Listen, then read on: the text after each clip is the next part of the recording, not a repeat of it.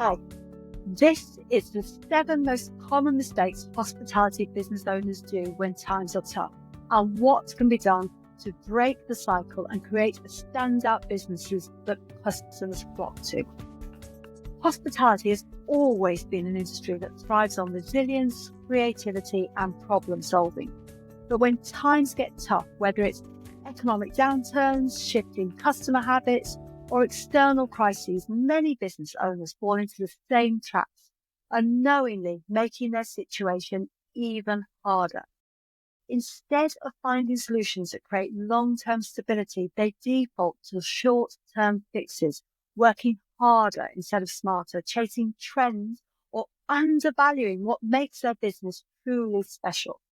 So here, I break down the 7 most common mistakes hospitality business owners make in difficult times, and more importantly, how to avoid them. Because real success isn't about surviving the hard times, it's about building a business that can thrive no matter what. With over 30 years of experience in the hospitality industry, including 25 years as an award-winning independent entrepreneur and operator, and now as a business coach, I've spoken to thousands of hospitality business owners. And so I know what businesses that thrive are doing, but also importantly, the mistakes that those that continue to struggle to break through make. My mission is to make independent hospitality simpler, more rewarding and sustainable for operators so they can thrive in a competitive market. But let's face it, hospitality has always been in crisis. We're an industry right on the edge of everything that happens in the world, and we feel it in real time. Customers behave differently depending on the weather, and the government tells the public not to panic buy petrol, and within an hour you've lost 50% of the following week's bookings. When the economy struggles, we don't just read about it, we're on the front line, experiencing it minute by minute. We have our finger on the pulse of our customers' moods, and while that may be our superpower, it's also our kryptonite. Hospitality is full of incredible, entrepreneurial, creative, and innovative people who are constantly problem-solving and searching for the next breakthrough. It's one of the reasons so many of us stick with it. There's a real joy in rising to the challenge time and time again, leading the way through tough times for the communities we create. But when the energy and enthusiasm start to wear thin and industry leaders feel exhausted by the constant waves of bad news and unfair challenges, it's easy to become demotivated. That extra spark of creativity, the one that helps us keep moving forward, can fade. And that's when hospitality businesses tend to make mistakes in their attempts to fix the problem and push through. So, mistake number 1, doing more. For many, the default response to challenges is simply to do more instead of recruiting to fill roles or cover holidays and sicknesses. Business owners step in themselves. After all, most of us started in hospitality as pot washers, bar staff, or waiters. So picking up those roles again, enjoying the camaraderie on the floor and the face-to-face interaction with customers feels both nostalgic and rewarding. But it comes at a cost. Repeatedly filling the gaps is exhausting, both physically and mentally. The demands don't stop at covering shifts. There's still technology that needs troubleshooting, the social media updates to post, the menus to print, the schedules to write, the suppliers to chase, the teams to train, the finances to manage, and the list goes on. On the surface, saving money on team members or external contractors might seem like a win, but at what cost? You can't read the label from inside the jar. If business owners don't prioritize working on their business rather than just in it, they'll never be able to step back and see the bigger picture, let alone fix the real issues.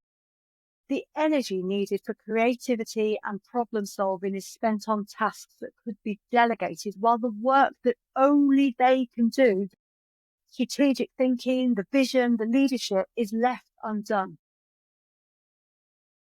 Mistake number 2, training the team more. Hospitality business owners love their teams. That much is clear. When asked what they value most about the business, the team is almost always near the top of the list. But let's be honest, there are times when repeating the same instructions over and over again becomes exhausting. Why do certain messages never seem to stick? Why do the smallest details get missed? And then comes the inevitable worry.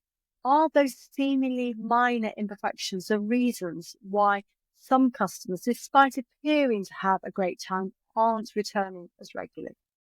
It's easy in those moments of frustration to blame the staff for not being you, for not understanding hospitality or the business the way you do, for not delivering with the same passion and enthusiasm to every customer every day. But what can be done about it? The options usually come down to the carrot or the stick.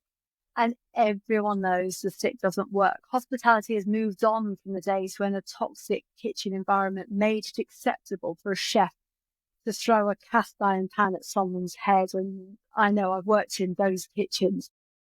So that leaves incentives and training, two absolutely powerful tools. But here's the reality.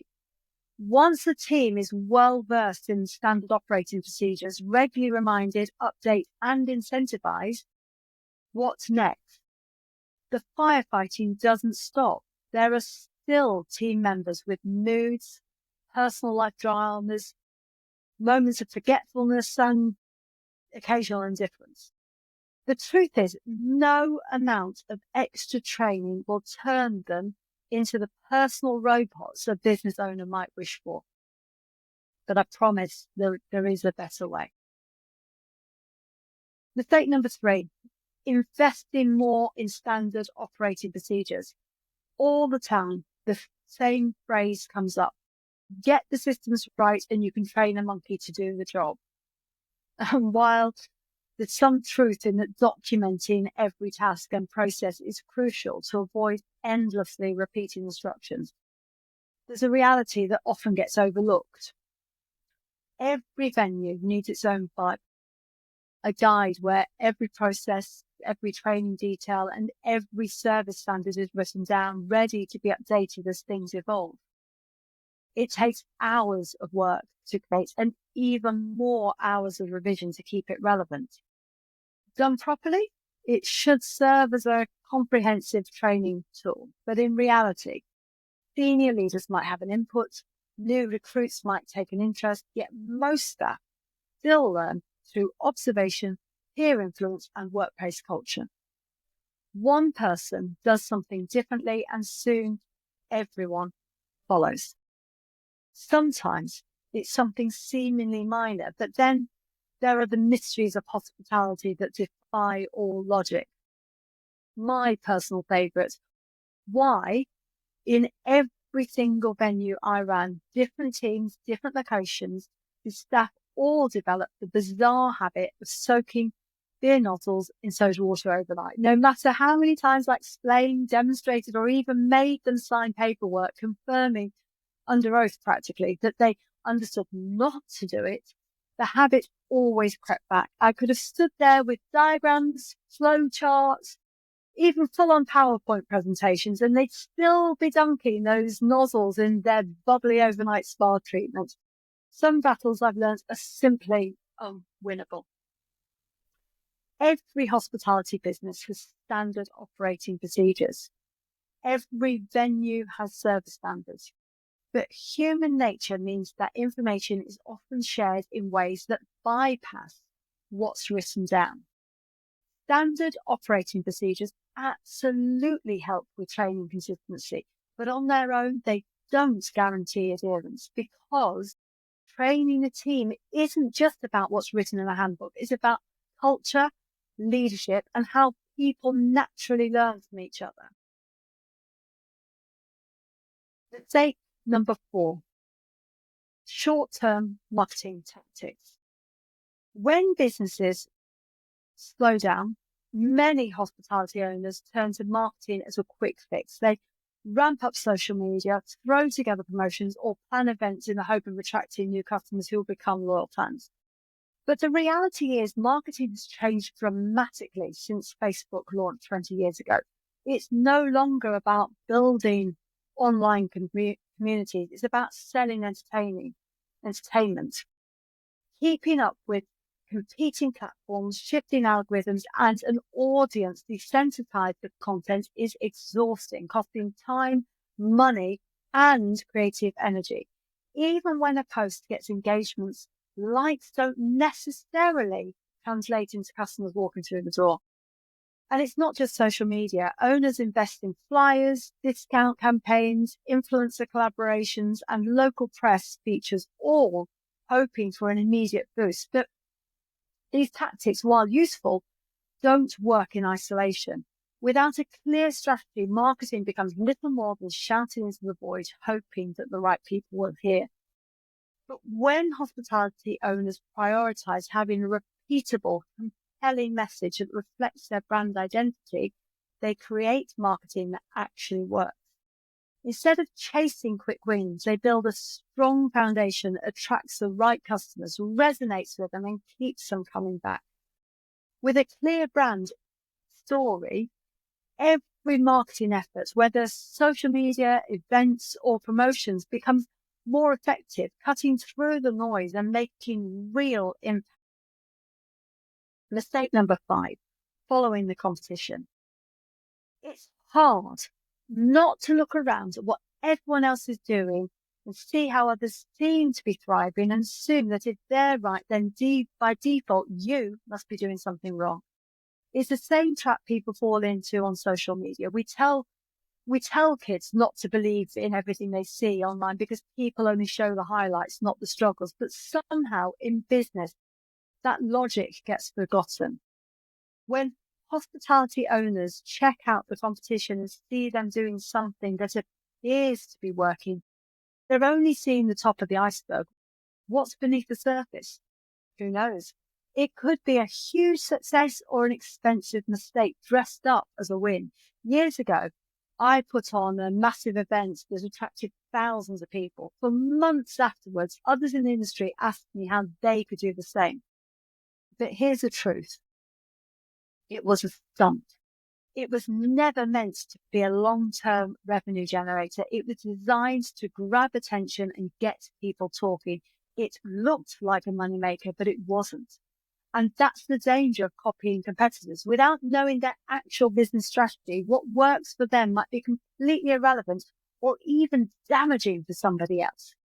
The reality, what other businesses are doing is none of your business.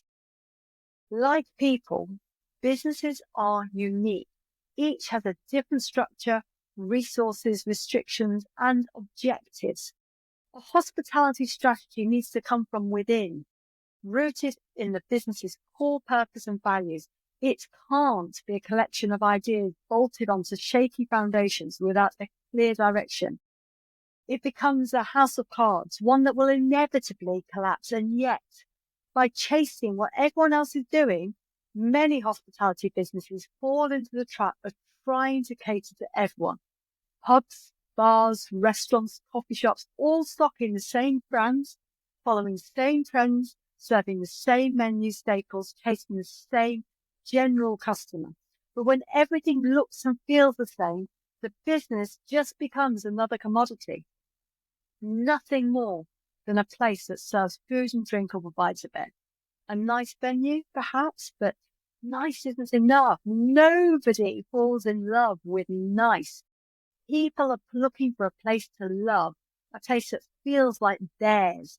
The reality is, unless a hospitality business defines its niche and knows exactly who it's serving, it will blend in with the rest, never standing out, never becoming a place that customers and teams truly connect with. It becomes interchangeable with every other business and will forever be stuck in the exhausting cycle of trying to keep up. Mistake number 6, When customers stop coming through the door and the news is full of stories of rising living costs, supermarket price increases, and mortgages going up, hospitality owners often assume that people simply can't afford to go out as much. And because this industry is full of kind, caring people who want to make others' lives easier, happier, and more meaningful, the natural instinct is to help. So they drop their prices or they absorb the extra costs. Either way, they erode their own already razor-thin margins. Then they start looking at where to cut back, reducing portion sizing, compromising on quality, or just taking the financial hit themselves. Too often, hospitality owners suffer so that their customers don't have to. This is a mistake. First and foremost, they need to stop. The old saying about putting on oxygen masks before helping others applies here. Hospitality businesses must prioritize their own survival. Customers need these businesses to thrive, and they won't if owners continue to put them first at their own expense. But here's the real issue. Customers aren't staying home just because they can't afford to go out. It's far more complex than that. Cultural habits have shifted, especially since lockdown, and competition for their attention is fiercer than ever. The competition isn't just the venue down the road anymore. Hospitality is now up against global giants like Netflix, Apple, and Amazon. And when customers do go out, they aren't just looking for food and drink or a bed for a night. They're looking for something much deeper: quiet time with loved ones, peace from daily stresses, connections with family, and respite from the loneliness. They want to feel inspired, to feel part of something, to feel valued, connected, and cared for. People buy with emotion and justify with logic. If they aren't going out, they might say it's because they can't afford to. But more often than not, they simply don't feel like it. And that is something that hospitality owners can change, not by discounting, but by creating an experience that taps into the emotional connection their customers are craving. And when they get this right, price becomes irrelevant. Customers visit more, stay longer, and best of all, do the marketing for them, bringing others who share their values. Because once that emotional connection is made, price is no longer the deciding factor. It's not about being the cheapest, it's about being worth it. Mistake number 7, chasing quick fixes. There is no shortage of people ready to take your money in exchange for a promise of a quick fix, the one thing that will magically make everything better. And I get it. When things are tough, it's tempting to believe that this time, this strategy, this expert will finally be the answer. I spent 25 years as a hospitality entrepreneur and operator, and I learned the hard way.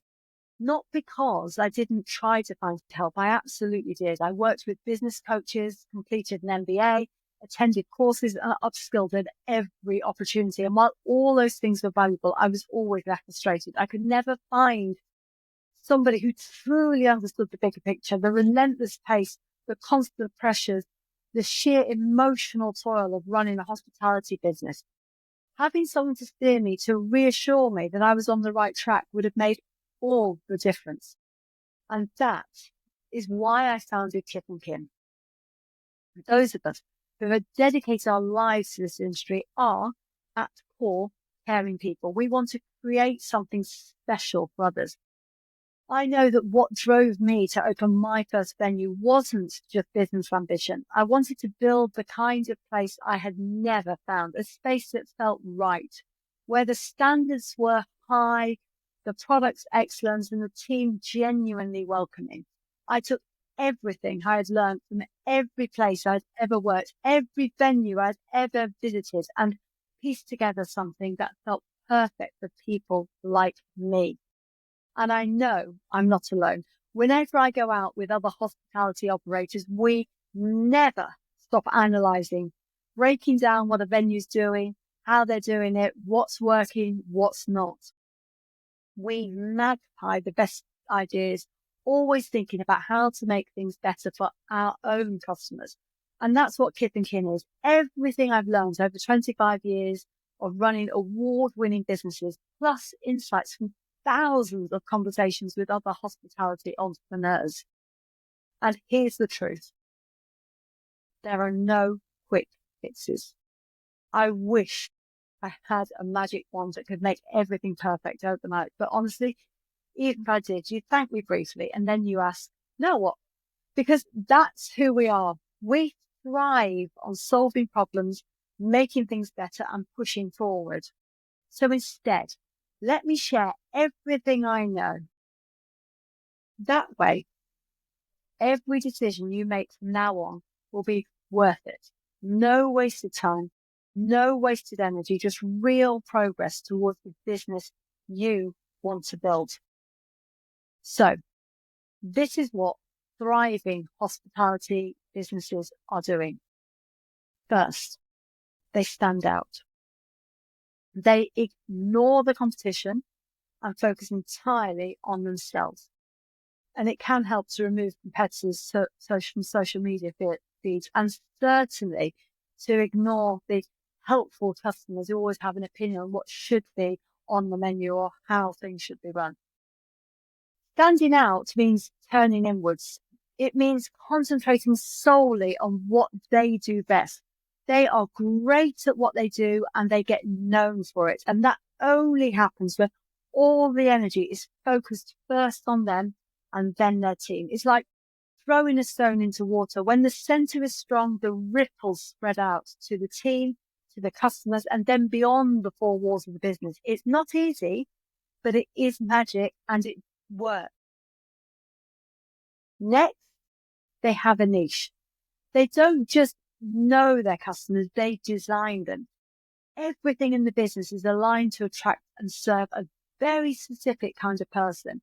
Instead of chasing customers, persuading them to visit and working hard to retain them, these businesses become magnets, drawing in people because everything about the experience is designed to satisfy them emotionally. These businesses aren't trying to be the best in the world. They are already the best in the world for their customers. Then they build a tribe because they understand their customers so well. They connect with them on an emotional level. These customers are no longer transactional. They don't care about price. They return because they belong. This is their place. They may not talk to each other. They may even come alone, but they know they are somewhere that gets them. This sense of belonging extends beyond customers. It includes the team. The businesses become a mission, not just a job. And when people are on a mission, it's intoxicating. Others want to join in. Then they tell their stories, connecting people. It's how humans build relationships, communicate meaning, create emotional bonds. People don't just want to know what a business does, they want to know why. Take my first venue. It opened in 2000, and while the building still stands, the business has changed and the people, myself included, have moved on. Customers have relocated to new places, new cities, even new countries, but the stories remain. The venue mattered to people, often more than it mattered to me. It became woven into their lives, their memories, their relationships, and they still talk about it. I still get stopped by people telling me how important it was to them, sharing their happy memories. That's legacy. And that is brand magic. So, thriving businesses, they build a brand. And brand isn't just the logo or the strapline. It's all of this. It's why the business matters to its customers. Once a business has a strong brand, everything becomes simpler. Firefighting still happens, but the direction is clear. The noise is turned off. Decisions are easier. Instead of being overwhelmed by the endless options, choice becomes obvious because only a few will truly align with the brand. How much easier does that make things? And purpose. Until a business prioritizes purpose, it will never have a simplified model. Purpose drives everything. It's the heart of the brand. It allows a business to stand out, define its niche, build a tribe, and tell meaningful stories. Now, all those short-term marketing tactics that seemed like hard work, they start working. Procedures suddenly make sense. Training staff becomes easier because they're not just showing up for a paycheck, they're part of something bigger. Work isn't just a transaction, it's a mission. And when a business has a mission, competition becomes irrelevant. It still exists, but it can't repeat because no one else can serve those customers in quite the same. Customers, in turn, look for more ways to support the business, more reasons to visit, more ways to spend money, not out of loyalty in the traditional sense, but because they genuinely want to. Discovering and truly understanding purpose is hard work, but once it's in place, everything else becomes simple. So I hope that was helpful, and I hope you have some ideas is to make independent hospitality simpler and more rewarding. Let me know what your experience has been. I'd love to hear more about you and your business in the comments.